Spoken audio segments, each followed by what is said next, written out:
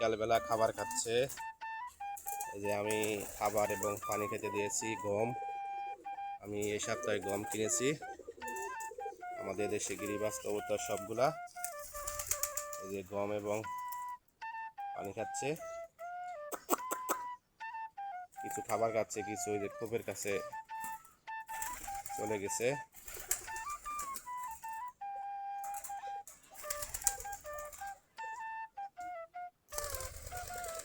আমাদের সবগুলো দেশি জাতের কবুতর, আমাদের কোনো বাহিরের জাত নেই, সম্পূর্ণ দেশি। কেউ বলে গিরিবাজ, কেউ বলে গুল্লা কবুতর।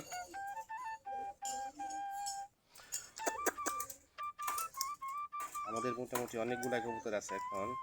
কিছু কবুতর আমাদের কদিন আগে মারা গিয়েছে, একটা রোগের কারণে অসুস্থ হয়েছিল। এখনও 4-5টা কবুতরের রোগ আছে, ওষুধ দেওয়ার পরও যাচ্ছে না, শুধু ঘোরা ব্যারাম হয়েছে। আমাদের কবুতরের কিছু কিছু কবুতরের ঘোরা ব্যারাম হচ্ছে, যেখানে একটা ঘুরতেছে আবার ঠিক হয়ে যায়।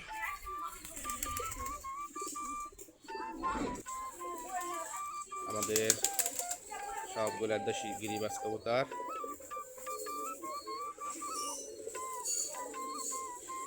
কেউ বলে গোল্লা কবুতর।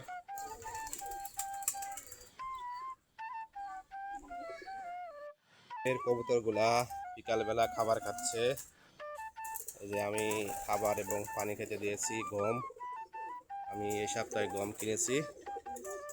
আমাদের দেশে গিরিবাজ কবুতর সবগুলা এই যে গম এবং পানি খাচ্ছে, কিছু খাবার খাচ্ছে, কিছু ওই যে খোপের কাছে চলে গেছে।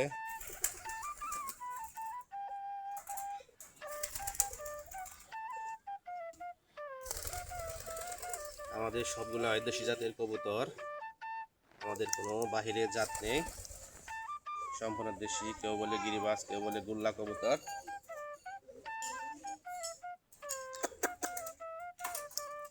আমাদের মোটামুটি অনেকগুলা কবুতর আছে এখন।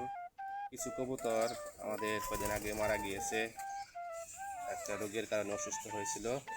এখনও 4-5টা কবুতরের রোগ আছে, ওষুধ দেওয়ার পরও যাচ্ছে না, শুধু ঘোরা ব্যারাম হয়েছে। আমাদের কবুতরের কিছু কিছু কবুতরের ঘোরা ব্যারাম হচ্ছে, যেখানে একটা ঘুরতেছে আবার ঠিক হয়ে যায়।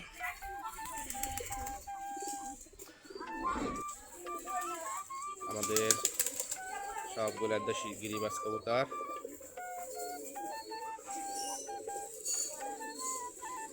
কেউ বলে গোল্লা কবুতর।